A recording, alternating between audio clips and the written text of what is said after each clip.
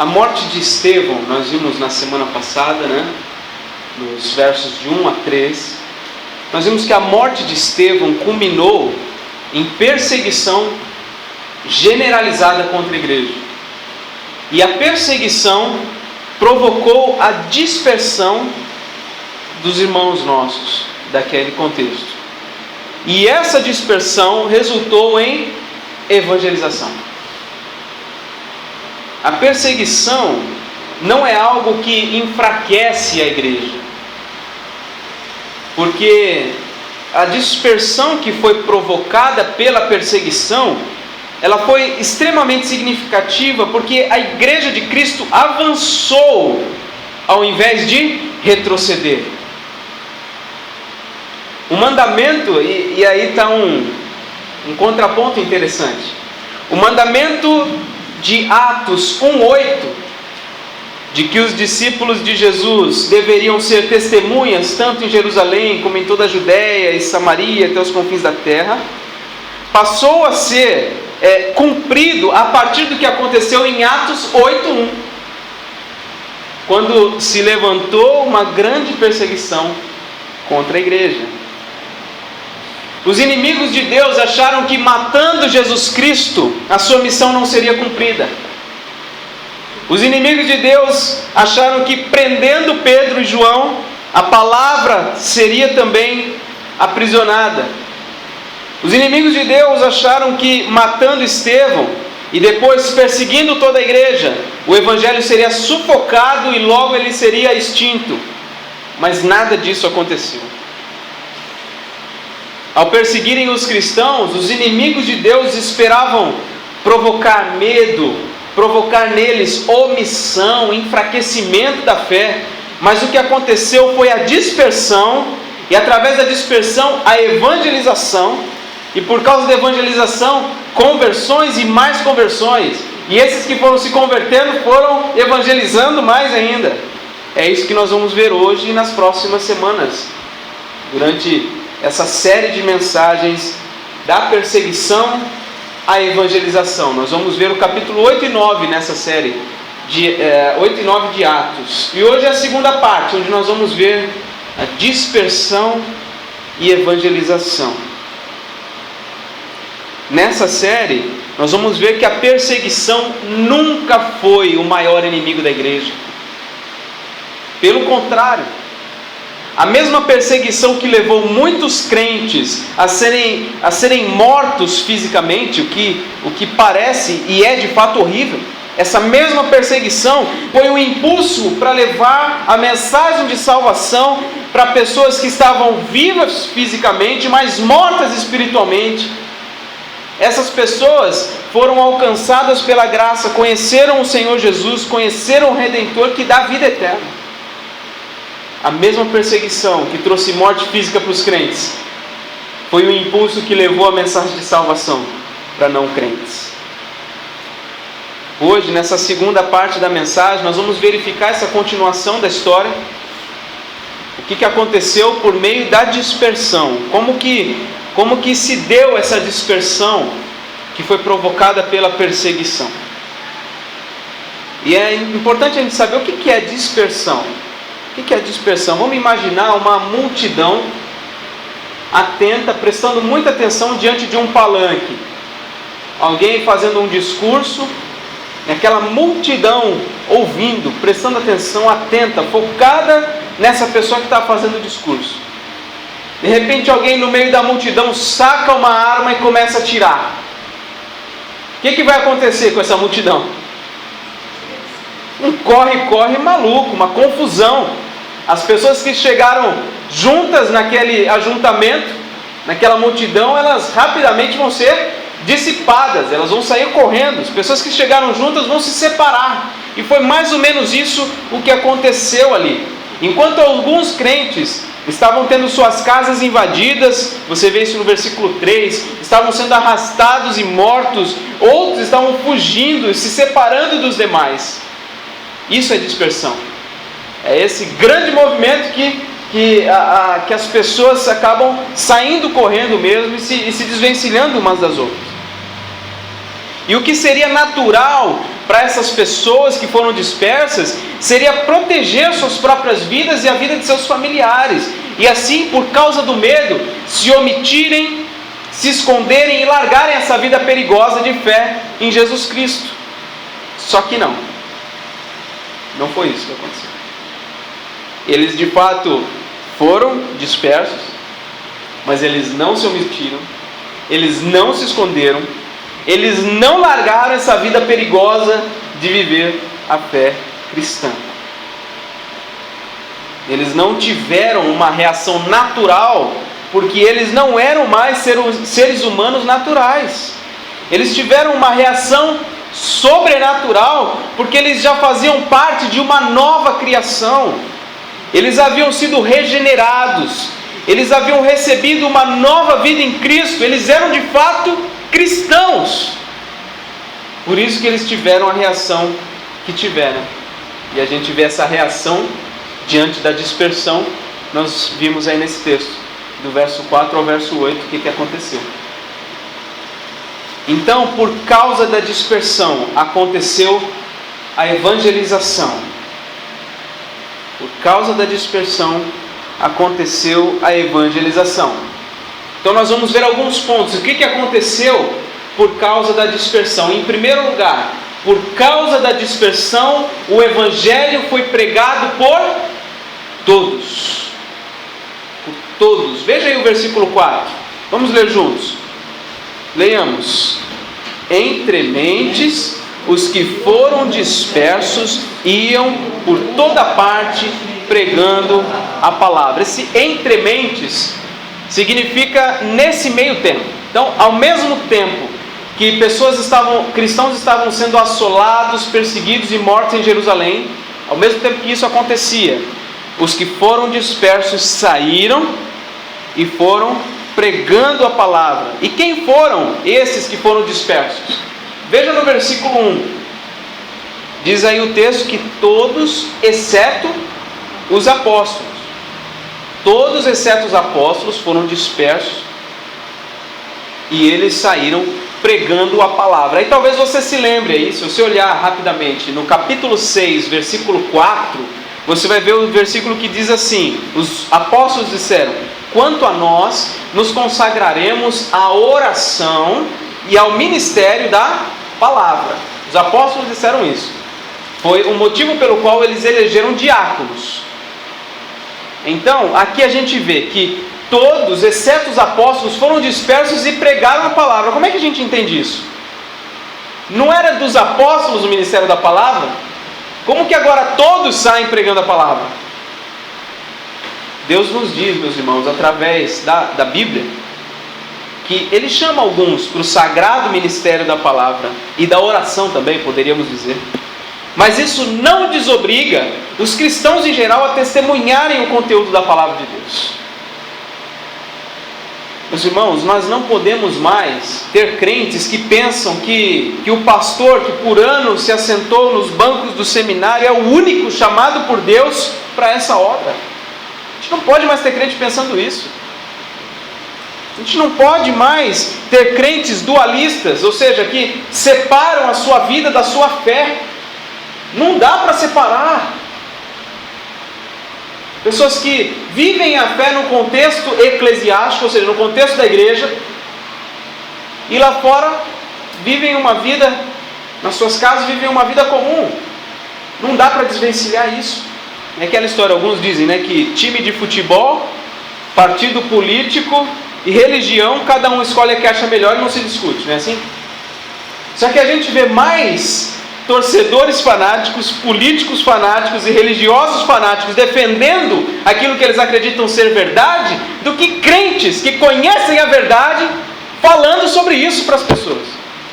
Não é preciso ser pastor, evangelista, missionário para pregar a palavra. É preciso conhecer a palavra, conhecer o Verbo que se fez carne e habitou entre nós, cheio de graça e de verdade.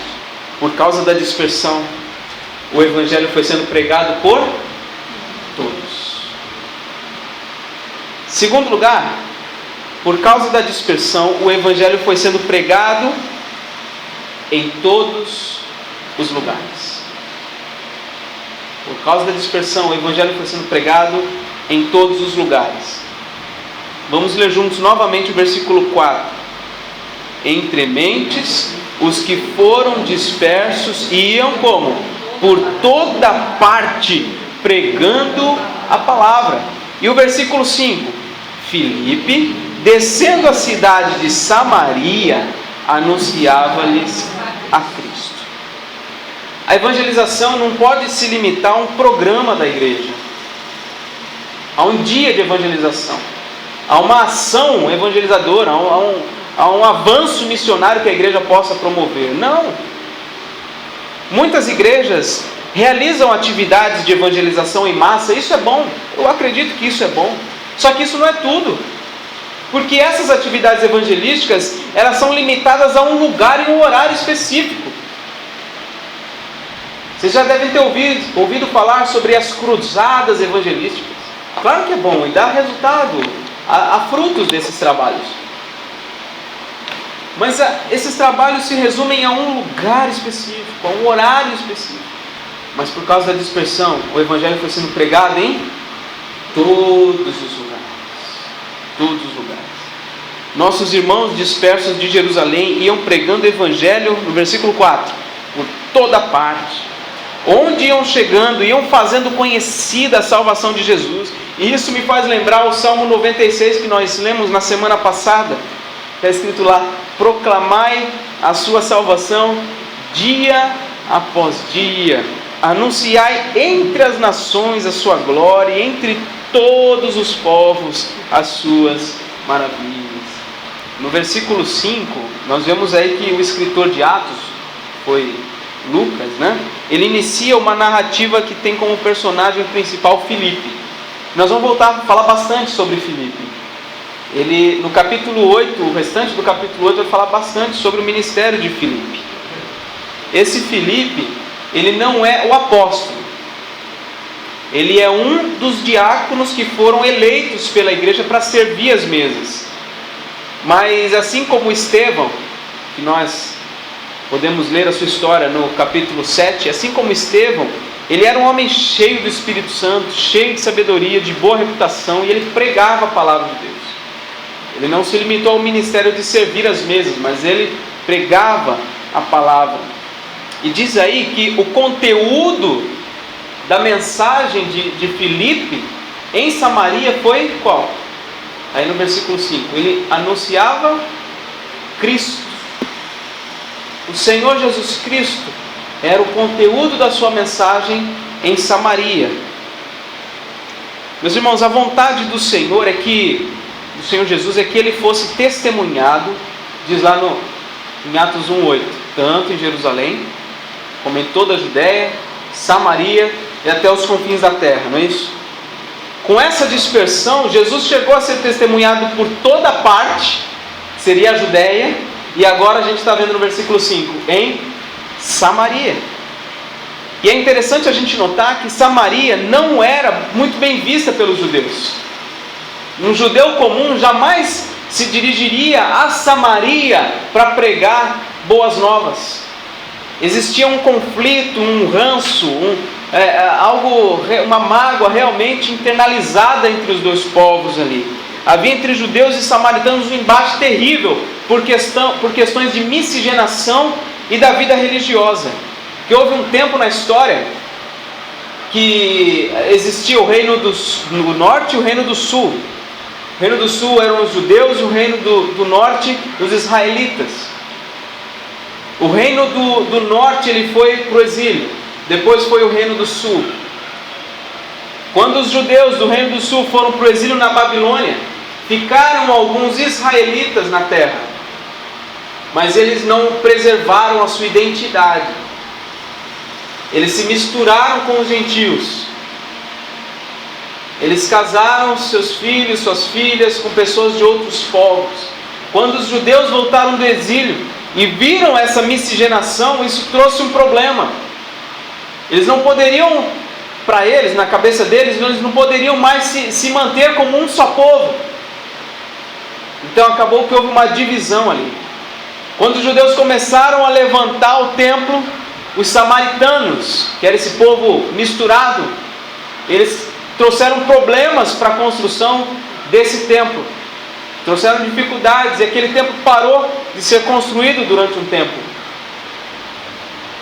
Até que depois voltou a ser construído, mas a vida religiosa dos dois povos era diferente. Os samaritanos rejeitaram o Antigo Testamento. E para o judeu, o Antigo Testamento, especialmente o Pentateuco, era extremamente importante. De fato é, inclusive para nós. Por isso que nós temos aqui o Antigo Testamento. Então os samaritanos abandonaram, eles criaram seus próprios sacerdotes, ordenaram seus próprios ministros ali do sacrifício. Então havia esse conflito. Judeu nenhum, de forma natural, iria se dirigir aos samaritanos no intuito de salvá-los. Mas Filipe se dirigiu para lá. Ou seja, o Evangelho rompe todo tipo de barreiras, meus irmãos. Todo tipo de barreira. Talvez haja nas nossas famílias pessoas com quem nós não lidamos, ou não temos um trato muito bom. Talvez seja especialmente para eles que nós precisamos nos dirigir. Talvez no nosso trabalho haja pessoas com quem nós não nos relacionamos muito bem. Talvez eles sejam o nosso principal foco. Filipe deixou de lado todos esses preconceitos, porque ele entendia que a mensagem de Cristo rompia todas essas barreiras. O Evangelho deve ser pregado por todos e em todos os lugares. Em terceiro lugar, por causa da dispersão, o Evangelho foi sendo pregado e vivido. Vamos ver o versículo 6. Leamos juntos. As multidões atendiam unânimes às coisas que Filipe dizia, ouvindo-as e vendo os sinais que ele operava. A pregação do Evangelho não consiste apenas em um discurso. O apóstolo Paulo disse aos Coríntios, em 1 Coríntios 2,4, disse assim: a minha palavra e a minha pregação não consistiram em linguagem persuasiva de sabedoria, mas em demonstração do Espírito e de poder. Foi isso que ele disse. O apóstolo Paulo disse aos Coríntios. E quando nós evangelizamos, nós tentamos convencer as pessoas com argumentos que nós julgamos suficientes. E a gente fica até depois indignado como que as pessoas não compreenderam, não aceitaram a argumentação que nós apresentamos. Quando na verdade, meus irmãos, nunca fomos chamados a convencer ninguém. Aliás, convencer é uma tarefa do Espírito Santo. Ele, diz a palavra, que convence o mundo do pecado, da justiça e do juízo. A nossa tarefa é muito mais simples do que nós podemos imaginar. É somente pregar e testemunhar. Em outras palavras, nossa tarefa é falar e viver. O Evangelho deve ser pregado e vivido. Filipe não somente anunciou a Cristo, como ele também operou sinais que poderiam ser vistos. E que sinais foram feitos por Filipe? Vamos ler o versículo 7 juntos. Pois os espíritos imundos de muitos possessos saíam gritando em alta voz, e muitos paralíticos e coxos foram curados. 2 sinais ficaram evidentes por meio da pregação. Ele pregava e 2 sinais acompanharam a pregação. Primeiro, os espíritos imundos eram repelidos. Esse é o primeiro sinal. E o segundo sinal, doentes físicos eram curados. E a gente vai ver agora de forma detalhada, ou um pouco mais detalhada, cada um desses sinais. E a gente vai tentar encontrar uma forma da gente, como que esses sinais se evidenciam na nossa vida, ou através da nossa vida hoje. Tá? Primeiro sinal que acompanhou a pregação de Filipe foi que os espíritos imundos eram repelidos, expulsos. A expulsão de demônios, irmãos, foi muito comum nessa época aqui, porque a partir do início do ministério de Jesus, Satanás fez habitar espíritos malignos em inúmeras pessoas. Isso aconteceu também no tempo dos apóstolos, e nessa época aqui está acontecendo. Não diminuiu o número de pessoas que estavam possuídas por demônios. Mas há um princípio que a gente pode extrair daqui. Nós podemos aprender que um dos sinais visíveis que deve acompanhar a pregação do Evangelho é o choque entre o bem e o mal, entre a luz e as trevas. A luz de Cristo em nossas vidas precisa ser notada, precisa aparecer. A gente vê por meio desse primeiro sinal que acompanhou a pregação de Filipe, um ensino para a nossa própria vida. Quando ele pregava, os demônios eram expelidos. A luz de Cristo tinha chegado ali. E a nossa luz precisa brilhar. Jesus disse em Mateus 5,14, disse assim: vós sois o quê? A luz do mundo. E na sequência ele diz: brilhe a vossa luz diante dos homens. Os homens precisam ver a luz de vocês, para que vejam as suas boas obras e glorifiquem a vosso Pai que está nos céus. Quando nós chegamos para apresentar a palavra, para falar sobre o Evangelho, a nossa luz precisa chegar junto. O nosso testemunho, a luz de Cristo por meio das nossas vidas, precisa ser evidenciada, precisa ser visível para as pessoas. E a gente leu na liturgia, 1 João 1,5, ele disse assim: a mensagem que da parte dele temos ouvido e vos anunciamos é esta, que Deus é luz e nele não há treva nenhuma. Ou seja, se nós estamos com Deus, nós estamos na luz, e isso precisa aparecer. Esse tem que ser um sinal visível quando nós pregamos a palavra. O segundo sinal visível de Filipe foi que doentes físicos foram curados. As curas de paralíticos, coxos e outros doentes, foram muitas doenças, que o Senhor Jesus curou, os apóstolos curaram. Todas essas curas no tempo de Jesus e no tempo apostólico simbolizavam a realidade de que no reino de Deus as consequências do pecado são eliminadas. Interessante isso, Todas essas curas eram símbolos, eram ilustrações, eram metáforas para evidenciar de que quando o reino de Deus for instaurado de forma total e plena, porque ele já veio, ele é uma realidade hoje no mundo. Só que quando o Senhor Jesus voltar e o reino de Deus então for instaurado de forma plena e total, então todas as consequências do pecado serão eliminadas. E como embaixadores do reino de Deus, meus irmãos, nós precisamos buscar que o reino dele e a justiça dele comandem as coisas por aqui enquanto nós estamos aqui. Por meio da nossa vida, as consequências do pecado precisam ser de alguma maneira eliminadas. A gente precisa se envolver para que isso aconteça. Em todos os lugares o pecado exerce poderosa influência, escravizando os pensamentos, os corações das pessoas. O pecado faz com que as pessoas prejudiquem a si mesmas e prejudiquem os outros. Isso acontece com a gente mesmo. Então, se nós devemos pregar o Evangelho, nós devemos também procurar reverter esse processo de escravização do pecado.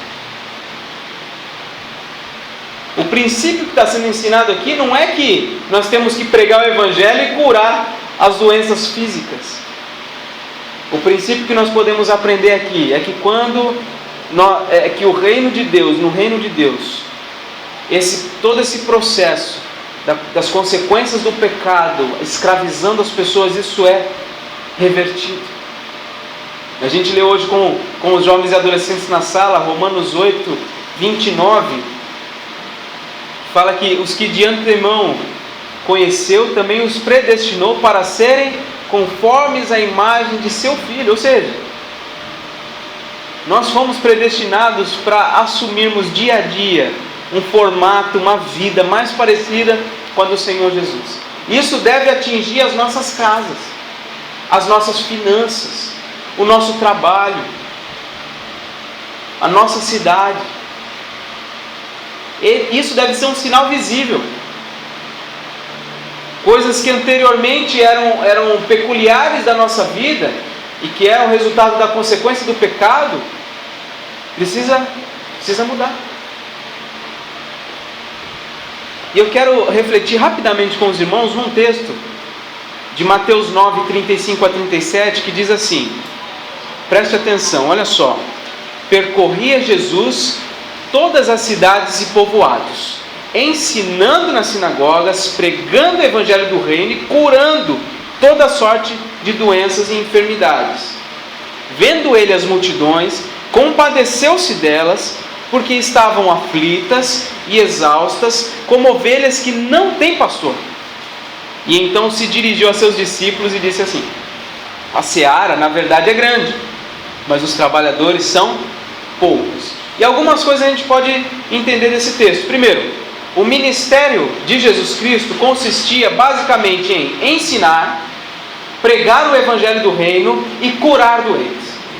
O ministério de Jesus era basicamente essas três coisas. Jesus, diz o texto, que ele se compadeceu com a aflição, com a exaustão, ou seja, o cansaço das pessoas e a desorientação. Fala que eles são como ovelhas sem pastor. Então ele se compadeceu com isso, com a aflição, com o cansaço e com a desorientação das pessoas. Por isso, ele concluiu que precisava que mais gente, mais trabalhadores fossem enviados por Deus para trabalhar com essas pessoas. E esses trabalhadores, eles não iriam somente ensinar e pregar o evangelho. Eles deveriam também curar as aflições, o cansaço e a desorientação das pessoas. As pessoas estão aflitas, elas estão cansadas das consequências do pecado, elas estão desorientadas. E o que nós como cristãos precisamos fazer é entendermos que nós somos trabalhadores enviados pelo Senhor para os lugares onde nós estamos, e precisamos de alguma maneira aliviar essas dores das pessoas. Ao mesmo tempo que pregamos o evangelho, esse segundo sinal de cura, se é que podemos usar essa palavra, precisa aparecer nas nossas conversas, nos nossos relacionamentos. Eu já ouvi muita história de não cristãos que, por terem tido contato com cristãos, terem conversado com cristãos, tiveram diversos aspectos da sua vida melhorados. Porque o testemunho do crente precisa aparecer. O crente precisa ter a sua palavra, como diz lá em Tessalonicenses, agradável, temperada com sal. Precisamos aproveitar as oportunidades. Precisamos aliviar o que as pessoas estão sentindo por causa do pecado. Elas não sabem que é por causa do pecado, mas a gente sabe. E a gente vê as pessoas aflitas, exaustas, desorientadas, e a gente por vezes deixa isso passar. Como princípio desse segundo ponto, podemos aprender que um dos sinais visíveis que deve acompanhar a pregação do Evangelho é o alívio das consequências do pecado na vida das pessoas, sejam elas convertidas ou não. O nosso testemunho, a nossa vida, os nossos relacionamentos precisam trazer benefício para as pessoas. Claro que o alívio dessas dores não vai salvar. O que vai salvar é a fé em Jesus Cristo. Então, ao mesmo tempo que a gente prega o Evangelho, anuncia a mensagem de Cristo, a gente também pode ajudar essas pessoas a resolver conflitos familiares, a resolver conflitos financeiros, dificuldades financeiras. Pode ajudar em diversos aspectos essas pessoas. Em quarto e último lugar, por causa da dispersão, o Evangelho foi pregado e a verdadeira alegria experimentada. Vamos ler aí o verso 7 juntos? E houve grande alegria naquela cidade. Meus irmãos, quando um cristão compreende a missão de Deus de fazer conhecido o seu nome e a sua salvação entre os homens, e compreende o privilégio que ele tem de ser cooperador nessa missão, e então ele verbaliza os grandes feitos de Deus na história, ele verbaliza essa história de que Deus se inclinou ao homem para restabelecer um vínculo perdido por causa do pecado, e ao mesmo tempo que ele verbaliza isso, a luz de Cristo brilha através dele, e ele busca ajudar as pessoas nas suas aflições, aliviando o fardo que elas carregam, oferecendo uma direção segura na palavra para as suas vidas. Então certamente essas pessoas vão experimentar alegria. Quando um cristão entende essas coisas e verbaliza e testemunha o Evangelho, então certamente as pessoas vão experimentar a alegria. É verdade, meus irmãos, que Deus criou o homem para ser feliz. Isso é verdade. Mas pura verdade é isso. Para desfrutar de pleno prazer e alegria. Esse é o imperativo na nossa vida. Assim como a gente precisa comer e beber, a gente precisa ser feliz. A gente precisa se sentir alegre. Mas há uma configuração de Deus, que Deus fez no sistema operacional humano, que faz com que a verdadeira alegria só é habilitada somente quando o homem conhece a Deus e a sua salvação. É uma configuração lá dentro do nosso sistema. Deus fez assim. O homem só vai experimentar a verdadeira alegria quando ele conhecer Deus e conhecer a sua salvação.